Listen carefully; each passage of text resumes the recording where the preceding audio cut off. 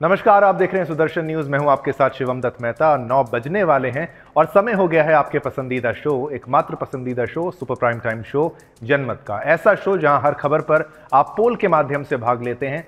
Social media platform x पर जाकर वहां आप वोट करते हैं तो नतीजे हम आपको दिखाते हैं रात को 9 बजे से पहले शुरू करके जनमत में। और जनमत में आज कौन से मुद्दे आपके लिए हम लेकर आए हैं वो भी आपको फ्लोर ग्राफिक्स के माध्यम से हम बताने का प्रयास करेंगे कि आज आपके लिए कौन से मुद्दे हैं जिन पर आपने वोट भी किया है।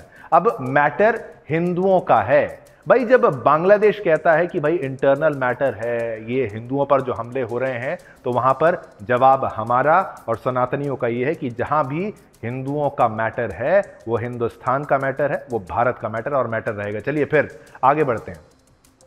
बंगाल में बाबरी बनाने की तैयारी, भाई इसकी क्या आवश्यकता थी ये तो बताना चाहिए ना। मस्जिद बनाओ, मस्जिद बनाने में कोई आपत्ति नहीं, लेकिन बाबरी ही आखिर क्यों बनानी है, ये बड़ा विषय है। फिर आगे बढ़ेंगे और अगला जो विषय है, इसके बाद मोदी अदानी भाई भाई ये कह दिया है विपक्ष ने, और फिर उसके बाद हमला उन पर भी हो चुका है। चलिए और आगे बढ़ते हैं। और अगला मुद्दा अविश्वास प्रस्ताव।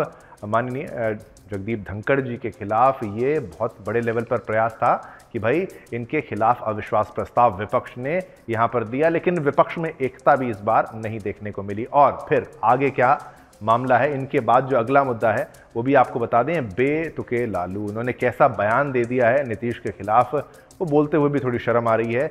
महिलाओं के विरुद्ध उसको पूरा पूरा माना जा रहा है। चलिए ये तो मुद्दे थे जिनके बारे में आज हम चर्चा करेंगे। फ्लोर ग्राफिक्स के माध्यम से आपको मैंने इनको बताया भी। और अब शुरुआत करते हैं बड़े मुद्दों की। सबसे पहले मुंबई की बात करेंगे, जहां से एक दुर्घटना की बड़ी खबर आई है, उसके बारे में आपको अवगत कराएं ताकि कोई खबर आप मिस ना कर दें। मुंबई के कुर्ला में बेस्ट की बस ने सोमवार रात कई लोगों को कुचल दिया। हादसे में अब तक 7 लोगों की मौत हो चुकी है, 49 घायलों का इलाज चल रहा है। इन्हें सायन और कुर्ला भाभा में भर्ती कराया गया है।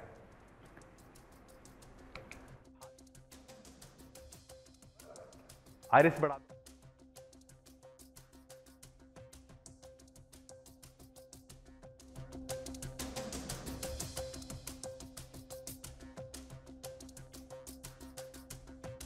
पश्चिम रेलवे स्टेशन रोड पर अंबेडकर नगर में हुआ। बस कुर्ला स्टेशन से अंधेरी जा रही थी और बेस्ट की इन बसों का संचालन, ये तस्वीर आपको हम बड़ी स्क्रीन पे इसलिए दिखा रहे हैं ताकि आप समझ पाएं कितना घातक ये दृश्य था। तो आप देखिए, यानी कि आप तस्वीरों को देखेंगे समझ पाएंगे कैसे कितनी स्पीड में ये बस गई थी। हादसा कुर्ला पश्चिम रेलवे स्टेशन रोड पर अंबेडकर नगर में हुआ। बस कुर्ला स्टेशन से अंधेरी जा रही थी। बेस्ट की इन बसों का संचालन बृहन मुंबई म्युनिसिपल कॉर्पोरेशन यानी बीएमसी करता है। आरोपी ड्राइवर संजय मोरे सोमवार को पहली बार बस चला रहा था। वो 1 दिसंबर को ही कॉन्ट्रैक्ट ड्राइवर के रूप में बेस्ट में शामिल हुआ था। पुलिस ने आरोपी ड्राइवर को अरेस्ट कर लिया है। संजय पर गैर इरादतन हत्या का मामला दर्ज किया गया है। पुलिस को दिए बयान में उसने कबूल किया है कि वो बस के ऑटोमेटिक ट्रांसमिशन को लेकर कंफ्यूज हो गया था। पुलिस ने बताया कि पूछताछ के दौरान पाया गया है कि मोरे मानसिक रूप से सचेत था और शुरुआती मेडिकल रिपोर्ट के मुताबिक हादसे के वक्त वो शराब के नशे में नहीं था। इधर मुख्यमंत्री देवेंद्र फडणवीस ने कुर्ला बस हादसे में मरने वाले लोगों के परिजनों को 5-5 लाख रुपए देने का ऐलान किया है। बेस्ट के एक अन्य अधिकारी ने बताया कि बस ओलेक्ट्रा द्वारा निर्मित 12 मीटर लंबी इलेक्ट्रिक बस थी और बेस्ट ने इसे वेट लीज पर लिया था। उन्होंने बताया कि ऐसी बसों से चालक निजी ऑपरेटर द्वारा उपलब्ध कराए जाते हैं। आरटीओ के एक अधिकारी ने बताया कि बस सिर्फ 3 महीने पुरानी है। इसे इस साल 20 अगस्त को EVEY ट्रांस नामक कंपनी के नाम पर रजिस्टर्ड किया गया था। तो ये दर्दनाक हादसे की तस्वीर आपको दिखाई, जहां पर 49 लोगों को कुचला है इस बस ने और 7 लोगों की दर्दनाक मौत हो गई और घायलों का इलाज जारी है और मृतकों के परिजनों को मुआवजा मिलेगा। अब चलिए बाकी मुख्य मुद्दों का एक रुख करते हैं। एक बार कि हमने बांग्लादेश की बात कही थी, तो बांग्लादेश का मुख्य मुद्दा है, उसके बारे में आपको बताते हैं। एक इस्लामिक देश जिस तरह से अपने देश के भीतर गैर मुसलमानों के साथ दोहरा रवैया अपनाता है, वो किसी से छुपा नहीं है। अब उसी राह पर बांग्लादेश भी चल चुका है। शेख हसीना के राज में जहां गैर मुसलमानों को मारने और लूटने के लिए षड्यंत्र रचना पड़ता था, बहुत मेहनत करनी पड़ती थी, वैसा अब मोहम्मद यूनुस की सरकार में नहीं है। यहाँ तो कोई भी हो, जब मन करे तब किसी भी गैर मुसलमान को मार सकता है। क्योंकि ये इनके देश का आंतरिक मामला है। जी हां, इंटरनल मैटर है। आपने बिल्कुल ठीक सुना है, इनका अपने मुल्क का आंतरिक मुद्दा है ये। ऐसा कहना है बांग्लादेश का। आंतरिक मुद्दा माने इंटरनल मैटर, उसी बांग्लादेश का जिसको भारत लगातार मदद करता आया है, चाहे पाकिस्तान से आजाद करने का मामला हो या फिर आर्थिक मदद के साथ जरूरी सेवाओं की मदद हो। लेकिन जो गद्दारी और एहसान फरामोशी की पटकथा बांग्लादेश ने लिखी है, भारत को इस पर सोचना चाहिए। अब आपको बताते हैं कि बात क्या है। बांग्लादेश ने ऐसा क्या किया जो हर भारतीय इसे आस्तीन का सांप और एहसान फरामोश बता रहा है। दरअसल भारत के विदेश सचिव विक्रम मिस्री ने सोमवार को बांग्लादेश के सामने हिंदुओं और अल्पसंख्यकों पर हमले का मुद्दा उठाया तो मोहम्मद यूनुस सरकार चिढ़ गई और वो इसे अपना आंतरिक मुद्दा बताने लगी। यूनुस सरकार का कहना है कि बांग्लादेश जब दूसरे देशों के आंतरिक मामलों पर टिप्पणी नहीं करता है तो दूसरे देशों को भी इसका ख्याल रखना चाहिए। तो इसके लिए बांग्लादेश की यूनुस सरकार को बता दें कि दखल देने के लिए पहले एक हैसियत होनी चाहिए, जो कि फिलहाल और आगे भी बांग्लादेश की तो होने से रही। और दूसरी बात, बांग्लादेश को जानना चाहिए कि जहां भी हिंदुओं पर अत्याचार होगा, हिंदुओं के खिलाफ अन्याय होगा, वहां हिंदुस्तान जरूर दखल देगा। ये हमारा मैटर है, हिंदुओं का मैटर है। अब चाहे उसके लिए भारत को किसी भी ठोस और कड़े कदम ही क्यों ना उठाने पड़े। बता दें कि विक्रम मिस्त्री ने बांग्लादेश के फॉरेन ऑफिस कंसल्टेशंस के साथ बात की और हिंदुओं पर हो रहे हमलों को लेकर चिंता व्यक्त की। उन्होंने चिंता जाहिर करते हुए कहा कि भारत अल्पसंख्यकों की सुरक्षा को लेकर परेशान है। जिस तरह पिछले कुछ महीनों में हिंदू मंदिरों और धार्मिक कार्यक्रमों पर हमले किए गए हैं, उससे भारत को तकलीफ हुई है। इस पर बांग्लादेश के विदेश सचिव मोहम्मद जसीमुद्दीन का कहना है कि यह बांग्लादेश का इंटरनल मैटर है और उसे लेकर भारतीय मीडिया में गलत खबरें चलाई जा रही हैं। अब कई रिपोर्ट्स के अनुसार मोहम्मद जसीमुद्दीन ने कहा है कि बांग्लादेश हमेशा दूसरे देशों के आंतरिक मामलों पर टिप्पणी करने से बचता है और इसलिए वो भी दूसरे मुल्कों से ऐसा ही सम्मान चाहता है। उसको भी इच्छा है कि भाई उसका सम्मान हो। भाई सम्मान वाली काम तो करो आप।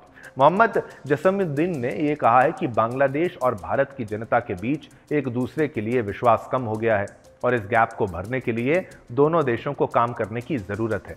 जसीमुद्दीन ने आरोप लगाया कि मीडिया चीजों को बढ़ा चढ़ा कर दिखा रहा है। उनका यह भी कहना है कि उन्होंने विक्रम मिस्त्री से कहा कि मीडिया में बांग्लादेश को लेकर गलत खबरें फैलाई जा रही हैं। खैर, ये तो सब जानते हैं कि किसी भी इस्लामिक देश में कैसे सच को झूठ और झूठ को सच बना दिया जाता है। और अगर बात बांग्लादेश की हो फिर तो कहना ही क्या। आप सब जानते हैं कैसे चिन्मय प्रभुदास जी के साथ क्या हुआ, बांग्लादेश में हिंदुओं के साथ अत्याचार कैसे हुआ, बीएनपी के बारे में जानते हैं, शेख हसीना का तख्ता पलट आप जानते हैं, कट्टरपंथी नारे आप जानते हैं। फिर भी बांग्लादेश की सरकार कहती है इंटरनल मैटर है, मीडिया गलत दिखा रहा है। मीडिया को कोई ऐसा शौक नहीं है कि गलत को दिखाने का प्रयास करे। जो होता है मीडिया एक आईने के रूप में होती है। अब आगे बताता हूं आपको। बांग्लादेश की गद्दारी और नीचता से हर हिंदुस्तानी के खून में उबाल है। हर कोई चाहता है कि मोदी सरकार बांग्लादेश को सबक सिखाए, जिस कारण भारत के कई हिस्सों में विरोध प्रदर्शन जारी है। इसी कड़ी में मंगलवार को सुदर्शन न्यूज के प्रधान संपादक डॉक्टर सुरेश चौहान के जी ने भी विरोध मार्च में हिस्सा लिया। सिविल सोसाइटी ऑफ दिल्ली द्वारा बांग्लादेश में हिंदुओं पर हो रहे अत्याचार और नरसंहार के विरोध में मंगलवार 10 दिसंबर 2024 को यानी आज दिल्ली में बांग्लादेश उच्चायोग पर विरोध मार्च का आयोजन किया गया। देश भर में हो रहे विरोध प्रदर्शन के बाद अब दिल्ली के राज्यपाल भी हरकत में आ गए हैं। दिल्ली के उपराज्यपाल कार्यालय ने राष्ट्रीय राजधानी में रह रहे अवैध बांग्लादेशी घुसपैठियों के खिलाफ कड़ी कार्रवाई शुरू करने का आदेश दिया है। इसके तहत एक विशेष अभियान चलाने की योजना बनाई गई है जो 2 महीने तक चलेगा। इस अभियान में अवैध रूप से दिल्ली में रहने वाले बांग्लादेशी नागरिकों की पहचान करके उनके खिलाफ नियमानुसार कार्रवाई की जाएगी। मुस्लिम समुदाय की चिंताओं को ध्यान में रखते हुए इस अभियान की शुरुआत की गई है। इसमें अवैध घुसपैठियों के खिलाफ समयबद्ध और सख्त कदम उठाए जाएंगे। साथ ही उपराज्यपाल कार्यालय को इस अभियान के बारे में साप्ताहिक रिपोर्ट भी भेजी जाएगी। तो जहां भी सनातनियों का मुद्दा होता है, डॉक्टर सुरेश चौहान के जी वहां प्रथम एकदम आगे पंक्ति में चलते हुए, उसको लीड करते हुए आगे बढ़ चढ़कर हिंदुओं के हित की बात करते हैं। और ये भी उसी उसी के कई उदाहरणों में से एक उदाहरण है जहां पर ये प्रोटेस्ट को लीड करते हुए ये तस्वीरें आप देख रहे हैं, जो कि आज ही है कि भाई स्टॉप एट्रोसिटीज अगेंस्ट हिंदूज। जो हिंदू हैं उनके खिलाफ अत्याचार को दूर करो, उनको रोको। और ह्यूमन राइट्स डे के दिन आप सोचिए इस तरीके से जो इनका ये प्रदर्शन है, क्या भाई अब आंखें खुलेंगी बांग्लादेश की सरकार की? क्या वो जागेगी, वो रोकेगी ये हमले? और खास तौर पर सरकार से भी जो अपील है कि भाई हिंदुओं की सुरक्षा के लिए कुछ करना चाहिए। एक व्यक्ति अपनी पूरी ताकत लगा के दिन रात लगा हुआ है, हिंदुओं की लड़ाई लड़ रहा है, तो भाई सरकार को भी थोड़ा सा इस पर एक सख्त एक्शन लेने की आवश्यकता है। पूरा विश्वास है हमें कि भाई कुछ ना कुछ बड़ा हो सकता है। लेकिन ये कदम, नई दिल्ली की तस्वीर डॉक्टर सुरेश चौहान के जी, और देखिए साथ साथ उनके जो पूरा एक जनसागर भी चलता हुआ अपने सुरक्षा कर्मियों के साथ वो लीड करते हैं। और ये देखिए दिल्ली की ये तस्वीरें जहां पर हर कोई हिंदुओं के लिए आवाज उठा रहा है। और अगर सब इस तरीके से हर हिंदू अगर हिंदू के लिए ऐसे ही आवाज उठाए जैसे डॉक्टर सुरेश चौहान के जी उठाते हैं, तो हिंदुओं का कोई बाल भी बांका नहीं कर सकता, चाहे विश्व का कोई भी देश क्यों ना हो। और उसी में से ये तस्वीर है एक सीख के रूप में।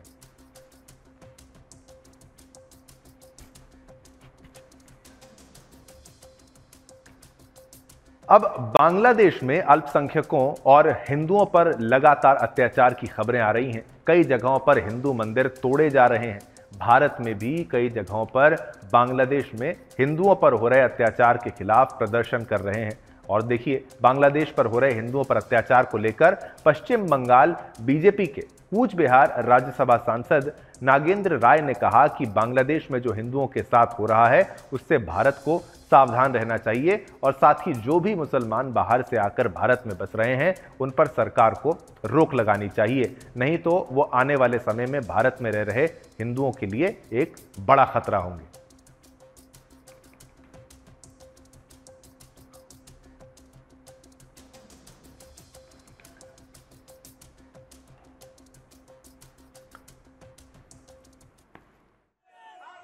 तभी है बंगाल के राज्यसभा सांसद नागेंद्र राय जी है। सर आपका बहुत बहुत स्वागत है। धन्यवाद। तो देखिए बांग्लादेश में जिस तरह से ये घटना हो रही है, बंगाल में भी देखिए बीजेपी जो आपके जो नेता हैं वो भी बंगाल में जगह जगह प्रदर्शन कर रहे हैं, आप क्या कहेंगे इस पर?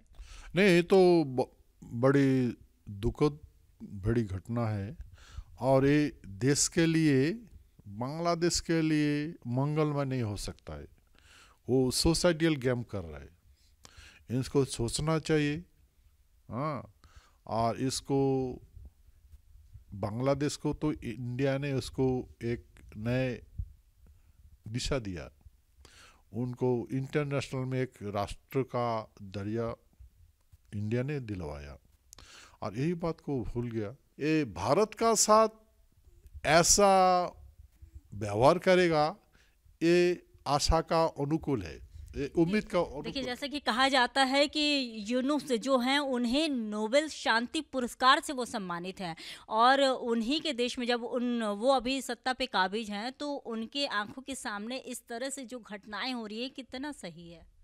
देखिए ये इंसान को अपना कर्म से पहचान होता है, उसको शांति का नोबेल जो मिला है वो शांति तो देखा रहा है बांग्लादेश में किस तरह का शांति का प्रतीक है वो।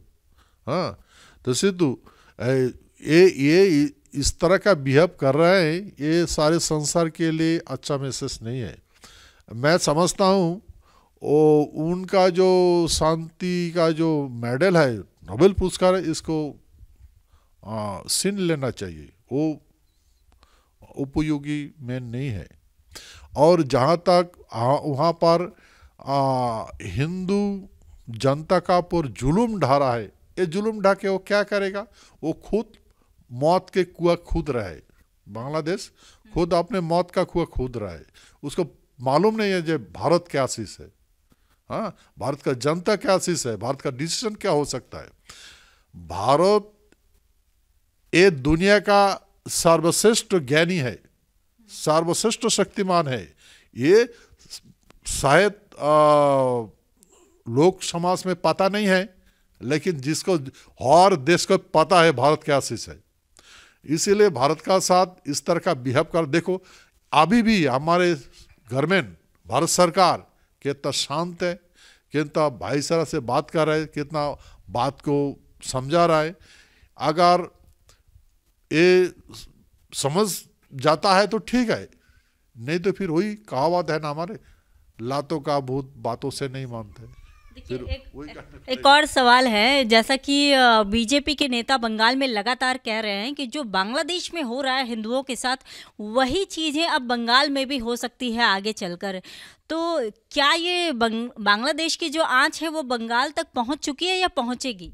हाँ, ये देखिए, ये बहुत बड़ा एक चैलेंज है हमारे भारत के लिए, क्योंकि अभी तक जितना भी अरक्कन से, बर्मा देश से जितना भी मुसलमान लोग आ गया बांग्लादेश में, सारे से सारे बांग्लादेशी माने मुसलमान को, बांग्लादेशी इरक्कन मुसलमान को, जो इरक्कन से आया है, बर्मा देश आया है, सब इंडिया में पुश किया, सब इंडिया में हर जगह में है, हर जगह में घुस गया। लेकिन हमारे सरकार इसको गहराई से मंथन करना चाहिए और इसको इमीडिएट डिसीजन लेना चाहिए, नहीं तो बहुत देर हो जाएगा। तो आप सुन रहे थे नागेंद्र राय जी, जो राज्यसभा सांसद हैं कुछ बिहार से, बंगाल के। उन्होंने कहा कि जिस तरह से भारत में जो बाहर से जितने लोग आश्रय ले रहे हैं, आ रहे हैं, जिस तरह से आज बांग्लादेश में ये घटनाएं हो रही है, हो सकता है भारत में भी हो। इस पर मंथन करना जरूरी है। कैमरा पर्सन चंदन के साथ मैं संगीता झा। चलिए, आपने हमारे संवाददाता की रिपोर्ट संगीता झा की यहाँ पर देखी, जहाँ पर नागेंद्र राय जो राज्यसभा सांसद बीजेपी के हैं, उन्होंने साफ तौर पर कहा कि वहाँ से बाहर से मुसलमान आके भारत के कई हिस्सों में बस रहे हैं और ये खतरे की घंटी के रूप में इसको समझना चाहिए। सरकार को इस पर सख्त एक्शन उठाना चाहिए। हम तो सुदर्शन न्यूज़ पर और हमारे प्रधान संपादक डॉक्टर सुरेश चौहान जी तो जनता एनआरसी की मुहिम ला ही चुके हैं, लेकिन आपको भी करना है, सरकार को भी करना है, तब जाके सभी सफल होंगे और तभी भारत में हिंदू सेफ रहेंगे, एक रहेंगे, सेफ रहेंगे। जो नारा है ना, उसको और कंटिन्यू करिए, उसको भूल मत जाइए। चुनाव के बाद भी उसको अप्लाई करना बेहद आवश्यक है। तो भारत यानी आर्यवर्त के सबसे बड़े जिहादियों और कट्टरपंथियों में से एक था बाबर, जिसने लाखों करोड़ों हिंदुओं का खुलेआम कत्लेआम करवाया, हजारों की संख्या में हिंदू मंदिरों और धर्मशालाओं को तुड़वाया। अयोध्या में प्रभु श्री राम जी के मंदिर को तोड़ हिंदुओं की धरती पर एक कलंक उसने बनाया, जिसका नाम उसने दिया बाबरी मस्जिद। वर्षों की लड़ाई के बाद इस कलंक को ध्वस्त कर हिंदुओं ने अपने आराध्य के मंदिर को वहां पर वापस लिया, जिसके लिए 1992 से मंदिर वापस लेने के लिए कानूनी लड़ाई जारी रही। लेकिन देश के कुछ गद्दारों और हिंदू विरोधियों को सुप्रीम कोर्ट का ये फैसला अब तक हजम नहीं हुआ है, क्योंकि इनका ना तो कानून से और ना ही संविधान से कोई सरोकार है। इनको संविधान से अधिक शरिया कानून पर यकीन है शायद, तभी ये बार बार छाती पीट कर हाय बाबरी का राग अलापते हैं। बाबर को मरे हुए आप सोचिए लगभग 494 साल हो चुके हैं, लेकिन उस आतंकी को अपना हीरो मानने वाले आज भी उसका नाम लेने के बाद ही खाना हजम कर पाते हैं। अब इस लिस्ट में टीएमसी के एक मुस्लिम नेता ने ये राग अलाप कर अपना नाम भी उसी लिस्ट में दर्ज करा लिया है। उस विधायक का नाम है हुमायूं कबीर। ये हमेशा से सुर्खियां बटोरने के लिए हिंदुओं को धमकी देता रहा है, हिंदू आस्था पर प्रहार करता रहा है, लेकिन इस बार इसने मुस्लिम वोट बैंक पाने के लिए एक अलग ही हथकंडा अपनाया है। हुमायूं ने कहा है कि वो पश्चिम बंगाल के मुर्शिदाबाद में नई बाबरी मस्जिद का निर्माण कराएगा। अपने विवादास्पद बयानों को लेकर हुमायूं कबीर लगातार चर्चा में बना रहता है। भरतपुर के विधायक हुमायूं कबीर ने कहा है कि बेलडांगा में बाबरी का निर्माण कराएगा वो। ये इलाका मुस्लिम बहुल है। बेलडांगा में बाबरी मस्जिद बनाने के ऐलान करने के बाद हुमायूं कबीर ने कहा है कि वो इस मस्जिद को बनाने के लिए 1 करोड़ रुपए भी देगा। इस प्रस्ताव पर काम शुरू हो गया है। इसकी नींव 6 दिसंबर 2025 को रखी जाएगी। इसके साथ ही चेतावनी भरे अंदाज में हुमायूं ने कहा कि बंगाल में मुस्लिम आबादी 30% है और मुर्शिदाबाद में 70% मुसलमान हैं। राज्य सरकार ने मुसलमान समुदाय की भावनाओं और अधिकारों पर विशेष ध्यान दिया है। भरतपुर के विधायक हुमायूं कबीर ने बहरामपुर क्षेत्रों के मदरसों यानी अध्यक्षों और सचिवों सहित 100 से अधिक सदस्यों वाली एक बाबरी मस्जिद ट्रस्ट बनाने का भी ऐलान किया। लेकिन आखिर में सवाल ये उठता है कि जैसे एक हिंदू मंदिर में सभी लोग पूजा करने आते हैं, पूजा कर सकते हैं, उसी तरह एक मस्जिद में सभी मुसलमान नमाज क्यों नहीं पढ़ते? और क्यों? क्योंकि अगर मुस्लिम एक मस्जिद में नमाज पढ़ सकते तो फिर शियाओं की मस्जिद अलग ना होती, सुन्नियों की मस्जिद अलग ना होती, अहमदियों की मस्जिद अलग ना होती। लेकिन देश के साथ साथ विश्व में कई ऐसे देश हैं जहां शिया की मस्जिद में सुन्नी नहीं जा सकते और सुन्नियों की मस्जिद में शिया नहीं जा सकते। तो जिस बाबरी का निर्माण बंगाल में टीएमसी का विधायक हुमायूं करवा रहा है, करवाने का प्लान कर रहा है, उस मस्जिद में आखिर कौन जाएगा? क्या वहां पर सुन्नी मुसलमान जाएगा या शिया मुसलमान जाएगा? सूफी जाएगा या अहमदिया जाएगा? वहाबी जाएगा, सलाफी जाएगा, बरेलवी, देवबंदी? किसकी होगी ये बाबरी मस्जिद? इसके बारे में भी हुमायूं को बताना चाहिए, क्योंकि ये वो हुमायूं हैं जिसने 2011 के बंगाल विधानसभा चुनाव में मुस्लिम वोट बैंक के लिए खुलेआम, ये आरोप है उसके ऊपर कि उसने खुलेआम हिंदुओं को धमकी दी थी। ये आरोप उस पर यह भी है कि हुमायूं ने कहा था कि 2 घंटे के अंदर तुमको काटकर गंगा में नहीं फेंक दिया तो यहां से भाग जाऊंगा। ये याद रखना, ये उसके द्वारा कहा गया है। मुर्शिदाबाद में तुम लोग 70% हो, तुम लोग 30% हो और हम लोग 70% हैं। इसके बाद फिर हुमायूं ने कानून, संविधान को ताक पर रखकर 2024 में फिर यह धमकी दी। टीएमसी विधायक हुमायूं कबीर का भड़काऊ बयान सामने आया है। हुमायूं कबीर ने कहा है कि हिंदुओं को गंगा में बहा देंगे। ये भी आपको याद रखना चाहिए, गंगा में ना बहाया तो राजनीति से संन्यास ले लूंगा। मुर्शिदाबाद में हिंदू 30% हैं और हम 70% हैं। आखिर अगर मस्जिद बनानी है तो ये बाबरी मस्जिद ही क्यों बनानी है?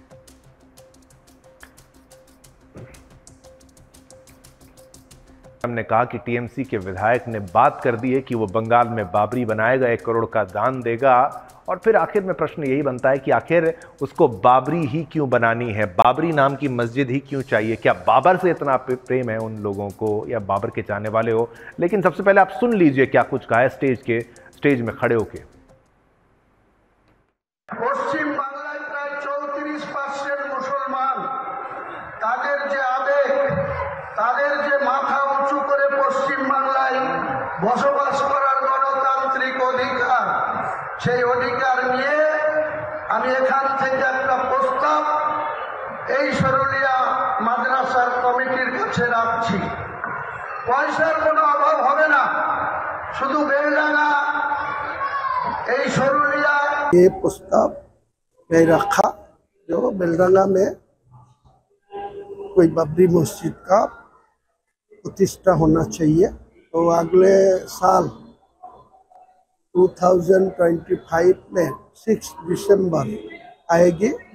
इनके पहले वो बाबरी मस्जिद का एक ट्रस्ट बनाएगी एवं ट्रस्ट के मेंबर लोग वो जो अपनी बात को फिर से रखता हुआ ये विधायक आपने फिर से देखा। लेकिन ये सोच है कि भाई मुसलमानों को खाली एक ही चीज़ में फंसा के रखो, बार बार बाबरी मस्जिद, बाबरी मस्जिद। क्या केवल मुसलमानों को बाबरी मस्जिद से मतलब है या और चीज़ों से मतलब है? भाई देश में इतनी तरक्की हो रही है, सरकार हर किसी को राशन, घर और तमाम सुविधाएं प्रदान कर रही है, लेकिन एक मजहब का मुद्दा ऐसा है जहाँ पर लोगों को पीछे खींचना बहुत आसान होता है और कुछ लोग वही राजनीति करते आ रहे हैं क्योंकि उनकी राजनीति चलती ही उसी से। अब बात करेंगे विपक्ष के रोज राग और रोजगार की, यानी रोज एक ही राग जो अलापते रहते हैं, और रोजगार की यानी कि मोदी अदानी की। राहुल गांधी, कांग्रेस महासचिव प्रियंका गांधी वाड्रा, कांग्रेस, डीएमके, झारखंड मुक्ति मोर्चा यानी वाम दलों के सांसदों सहित अन्य सांसदों ने मकर द्वार की सीढ़ियों के सामने विरोध प्रदर्शन किया। ये सांसद काले रंग के झोले लेकर आए थे जिनके एक तरफ मोदी और अडानी के कैरिकेचर छपे हुए थे, यानी कि कैरिकेचर एक कार्टून की तरीके से तस्वीर जो है वो छपे हुए थे, तो दूसरी तरफ मोदी अडानी भाई भाई लिखा हुआ था। अब संसद के शीतकालीन सत्र में विपक्षी सांसदों की ओर से अडानी मामले पर चर्चा की लगातार मांग की जा रही है। साथ में संसद परिसर में रोजाना नए तरीके से प्रदर्शन भी किया जा रहा है। राहुल गांधी और प्रियंका गांधी, कई विपक्षी सांसदों ने आज मंगलवार को अडानी मुद्दे पर संसद परिसर में प्रदर्शन किया। साथ में वे काले रंग के झूले लेकर आए जिसके एक ओर पीएम नरेंद्र मोदी और गौतम अडानी के कैरिकेचर छपे थे, जैसा मैंने आपको बताया, तो दूसरी ओर मोदी अडानी भाई भाई लिखा हुआ था।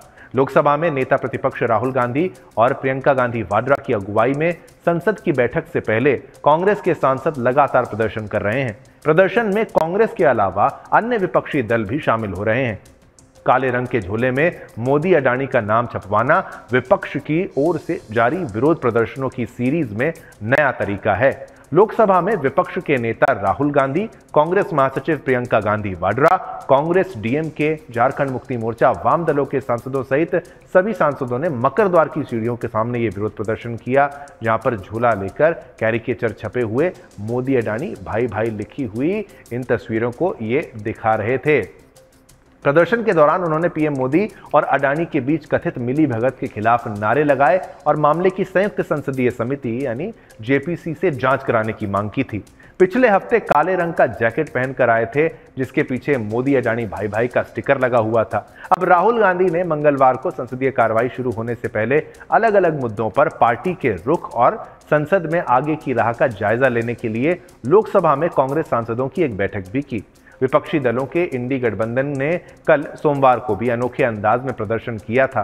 कल प्रदर्शन के दौरान राहुल ने पीएम मोदी और गौतम अडानी के मुखौटे पहने कांग्रेस सांसदों के साथ इस मुद्दे पर एक नकली इंटरव्यू किया था।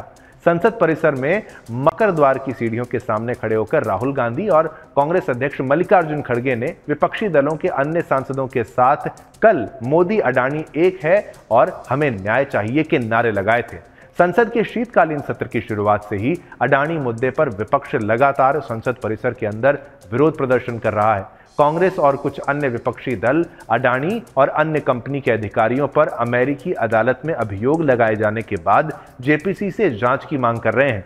राहुल ने लगातार अडानी की तत्काल गिरफ्तारी की मांग भी की है और हालांकि अडानी ग्रुप ने विपक्षी दलों की ओर से लगाए गए सभी आरोपों को निराधार बताया है और उनको खारिज भी कर दिया है। और इसी के साथ साथ जॉर्ज सोरोस का मामला भी जो है वो बीजेपी की तरफ से लगातार उठाया जा रहा है और उनको गांधी परिवार से जॉर्ज सोरोस को जोड़ा जा रहा है और इसी के चलते विवाद अब जगदीप धनखड़ जी तक पहुंच चुका है, जहां विपक्ष उनको भी नहीं छोड़ रही है, उन पर भी निशाना साधने का प्रयास है। और आपको एक बात यहां पर महत्वपूर्ण जाननी चाहिए कि इस पूरे मामले में तृणमूल कांग्रेस उतनी एक्टिव आपको नहीं नजर आएगी। जहां पर अडानी के मुद्दे पर वो चाहते हैं कि बातचीत हो, कांग्रेस चाहती है कि केवल विरोध प्रदर्शन किया जाए और इससे संसद का समय बर्बाद हो रहा है। और आप ये भी जानते हैं कि कैसे इंडी गठबंधन की लीडरशिप को लेकर भी अब क्राइसिस चल रही है, जहां पर ममता बनर्जी ने अपना नाम आगे रखा है। तो इससे राहुल गांधी को आने वाले समय में उनकी लीडरशिप को बहुत बड़ा खतरा हो सकता है। चलिए ये खबर आपको बताई, मोदी अडानी को भाई भाई बोलने वाले वो कैसे फंस चुके हैं। और इसी खबर पर पोल के माध्यम से जो प्रश्न मैंने आपसे पूछा वो भी आपको बता देते हैं। विपक्ष का रोजगार सिर्फ अडानी है, अडानी अडानी करना है क्या? तो 97% 97% लोगों ने कहा हाँ, 3% लोगों ने कहा ना।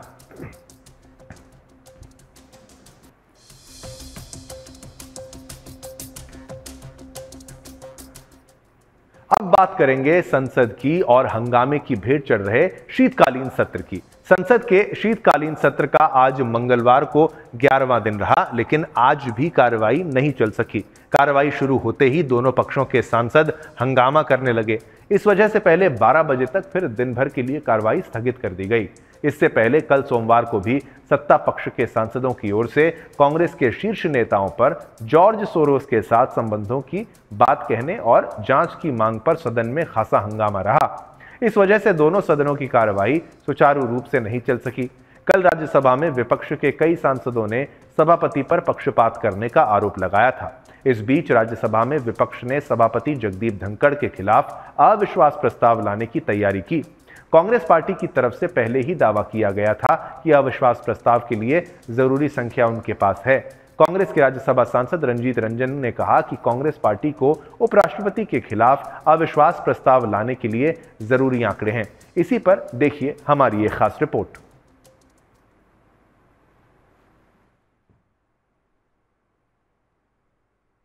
कर रहे हाँ, हाउस नहीं चल रहा है और सरकार जानबूझ के हाउस को चला नहीं रही है या फिर इनसे चल ही नहीं रहा है, मतलब इन काबिल नहीं है ये हाउस को चलाने के।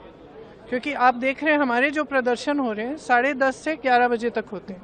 जैसे ही हाउस शुरू होता है हम अंदर चले जाते हैं काम करने के लिए, काम हो ही नहीं रहा है। जैसे ही हम बैठते हैं ये लोग कुछ शुरू कर लेते हैं ताकि अर्जन हो जाए और इनकी ये स्ट्रैटेजी है। मुझे लगता है ये बहस नहीं करना चाहते हैं। ये पहली बार हिंदुस्तान के 75 वर्ष के इतिहास में हो रहा है जब सत्ताधारी सरकार संसद का समय नष्ट करके संसद को चलने पर गतिरोध डाल रही है। Clear that the BJP has no desire to run the house.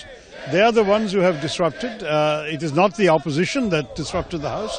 and the Speaker is obliging them. It looks like they have decided they don't want the session to function at all.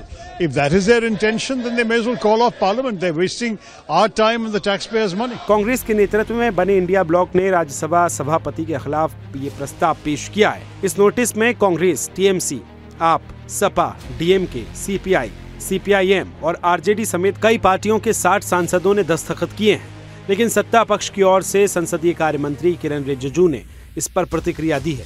किरण रिजिजू ने कहा कि चाहे कोई भी मुद्दा हो, सत्ता पक्ष सदन की कार्यवाही में कोई व्यवधान उत्पन्न नहीं करेगा। उन्होंने कांग्रेस के रवैये पर भी टिप्पणी की और कहा कि कांग्रेस पार्टी पूरी तरह से राज्यसभा में चर्चा करना चाहती है, लेकिन केवल राहुल गांधी संसद की कार्यवाही में हिस्सा नहीं लेना चाहते। शायद राहुल गांधी को संसदीय लोकतंत्र में विश्वास नहीं है। रोज कुछ न कुछ, तो ये बहुत पीड़ादायक है, हम इसकी भर्त्सना करते हैं। और जो विपक्ष में उठापटक चल रही है, तो मुझे तो लगता है सबसे बड़ी बात यह है कि राहुल गांधी को समझाने की कोशिश की जाए कि संसद चलाने में जिम्मेवारी भी बहुत जरूरी होती है।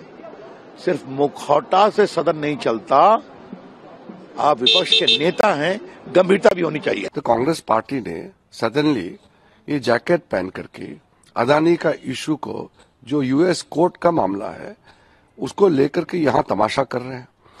कांग्रेस पार्टी के कई सांसद और राज्यसभा में तो कांग्रेस के पूरे सांसद चाहते हैं कि हाउस चले। समाजवादी के, टीएमसी के, डीएमके, कई पार्टीज के एमपीज मुझे मिले हैं, सबने कहा कि हाउस चलाना चाहता है। तो मैंने उनको कहा है कि हाउस चलाना चाहता है तो राहुल गांधी को समझाओ। है कि विपक्षी दलों के आरोप में बिल्कुल तथ्य नहीं है। सरकार तो हाउस चलाना चाहती है, सरकार लोगों का पैसा बर्बाद नहीं करना चाहती है। सरकार अपोजिशन का सुझाव लेकर डेवलपमेंट में और भी कोई नई कदम उठाना चाहती है, लेकिन विपक्षी दल रोज हंगामा करके क्वेश्चन और मतलब नहीं होने दे रहा है, बाकी डिस्कशन नहीं हो रहा है। तो इसी तरह का बर्ताव करना ठीक नहीं है। लोकतंत्र को धोखा पैदा करने का काम ये लोग कर रहे हैं और सरकार हाउस चलाना चाहती है। सरकार हर विषय पर अपोजिशन का सुनना चाहती है और कोई न कोई तो अच्छे निर्णय लेना चाहती है। कुल मिलाकर सदन के शीतकालीन सत्र का आज 11वां दिन रहा, लेकिन आज भी कार्यवाही नहीं चल सकी। कार्यवाही शुरू होते ही दोनों पक्षों के सांसदों का हंगामा देखने को मिला। इस वजह से पहले 12 बजे फिर दिन भर के लिए कार्यवाही स्थगित कर दी गई। इससे पहले कल सोमवार को भी सत्ता पक्ष के सांसदों की ओर से कांग्रेस के शीर्ष नेताओं पर जॉर्ज सोरेस के साथ संबंधों की बात कहने और जांच की मांग में सदन में खासा हंगामा देखने को मिला था। अब आने वाले दिनों में यह देखना दिलचस्प होगा कि सदन के अंदर का विवाद बाहर की जनता पर कितना असर डालता है। Bureau report, Sudarshan news. तो आपने पूरे मुद्दे को हमारी स्पेशल रिपोर्ट के माध्यम से अच्छे से समझ लिया होगा, मैं आशा करता हूं। अब पोल के माध्यम से जो हमने प्रश्न आपसे पूछा वो भी आपको बता दें। अविश्वास प्रस्ताव को पास करा पाएगा विपक्ष, हाँ या ना? ये लीजिए ना, 97% लोगों ने कहा ना, और जनता जनार्दन जो है वो जब सब जानती है, सत्य उसको पता है, और ये बिल्कुल सत्य बात भी कही गई है। चलिए आगे बढ़ते हैं। अब बात करेंगे लालू यादव की। राष्ट्रीय जनता दल आरजेडी के प्रमुख लालू प्रसाद यादव के बिहार के मुख्यमंत्री नीतीश कुमार पर आपत्तिजनक टिप्पणी उन्होंने की है। लालू ने कहा है कि नीतीश कुमार महिला संवाद यात्रा के नाम पर जो है नयन सुख लेने जा रहे हैं। उन्होंने कहा कि नीतीश कुमार पहले अपनी आंख सेकें, फिर बिहार विधानसभा चुनावों में 225 सीट लेने की बात करेंगे। अब लालू यादव का ये बेतुका बयान किस मानसिकता को दर्शाता है, इसे समझने के लिए हमारी ये स्पेशल रिपोर्ट देखिए। महिलाओं से संवाद स्थापित करने के लिए मुख्यमंत्री नीतीश कुमार जल्द ही महिला संवाद यात्रा निकालने जा रहे हैं। वे अलग अलग जिलों में जाकर महिलाओं से बातचीत करेंगे और उनकी समस्याओं एवं सरकारी योजनाओं को लेकर उनके विचार सुनेंगे। इसको लेकर विपक्षी दल राजद के तेजस्वी यादव ने कहा कि नीतीश कुमार यात्रा के नाम पर पैसे की बर्बादी कर रहे हैं। महिला यात्रा को लेकर जब संवाददाताओं ने लालू यादव से सवाल किए तो उन्होंने कहा, नीतीश कुमार नयन सेकने जा रहे हैं। नीतीश कुमार द्वारा बिहार में एनडीए को 225 सीटें मिलने के सवाल पर लालू यादव ने कहा, अरे पहले वो आंखें सेके ना अपना, जा रहे हैं आंख सेकने। अच्छा जा रहा है तो अब तो नयन सेकने जा रहे हैं। अच्छा जा रहा है तो अब तो नैन सेकने जा रहे हैं। अरे पहले आँख सेके ना अपना, जा रहे हैं आँख सेक। अरे पहले आँख सेके ना अपना, जा रहे हैं आँख सेक। लालू यादव के बयान का ये बयान है, बिल्कुल बेतुका है और ये महिलाओं के विरुद्ध चला जाता है और ऐसे बयानों से बचना चाहिए ऐसे पुराने वरिष्ठ नेताओं को कि भाई ऐसे करेंगे तो फिर कैसे वापस आएंगे, फिर जनता वोट नहीं देगी, फिर आप कहेंगे कि भाई हमें चुना नहीं जा रहा है और ईवीएम में घोटाला है। चलिए इस खबर पर भी अब पोल के माध्यम से जो प्रश्न पूछा वो भी आपको बता दें। लालू के बोल बिगाड़ेंगे माहौल, ये प्रश्न हमने आपसे पूछा सोशल मीडिया प्लेटफॉर्म एक्स पर, तो 91% लोगों ने कहा हाँ और 9% लोगों ने कहा ना। बहुमत ये मानता है कि हाँ ये बोल जो है माहौल को बिगाड़ सकते हैं।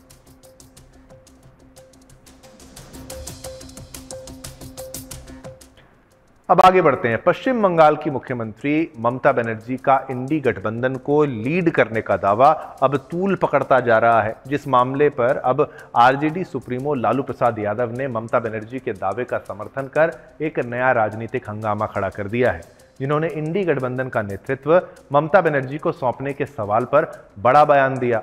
वास्तव में इंडी ब्लॉक के नेतृत्व को लेकर चल रही सियासी बहस के बीच लालू प्रसाद यादव ने कांग्रेस को एक तरह से किनारे करते हुए ममता बनर्जी के नाम का समर्थन किया है। जिन्होंने इंडी गठबंधन का नेतृत्व ममता बनर्जी को देने की बात पर कांग्रेस की आपत्ति को लेकर कहा कि कांग्रेस की आपत्ति जताने से कुछ नहीं होगा, ममता बनर्जी को नेतृत्व दिया जाए। वहीं इससे पहले तेजस्वी यादव ने भी ममता बनर्जी को इंडी गठबंधन की कमान सौंपने की बात का समर्थन किया था। आपको बता दें कि ममता बनर्जी ने महाराष्ट्र और हरियाणा चुनाव के परिणाम पर चर्चा करते हुए कहा था कि अगर उन्हें मौका मिलता है तो वह इंडी गठबंधन को लीड करते हुए बेहतर करने का काम करेंगी। चलिए इसी के साथ आज्ञा दीजिए, समय इतनी ही अनुमति देता है आपके साथ संवाद करने की। कल फिर मिलेंगे, नए मुद्दे होंगे, नई बहस होगी और नई चर्चाओं के विषय आपके लिए लेकर मैं शिवम दत्त मेहता आ जाऊंगा जनमत में। मेरी पूरी एडिटोरियल प्रोडक्शन टीम की तरफ से आप सभी को जय हिंद, जय भारत, जय हिंदुस्तान।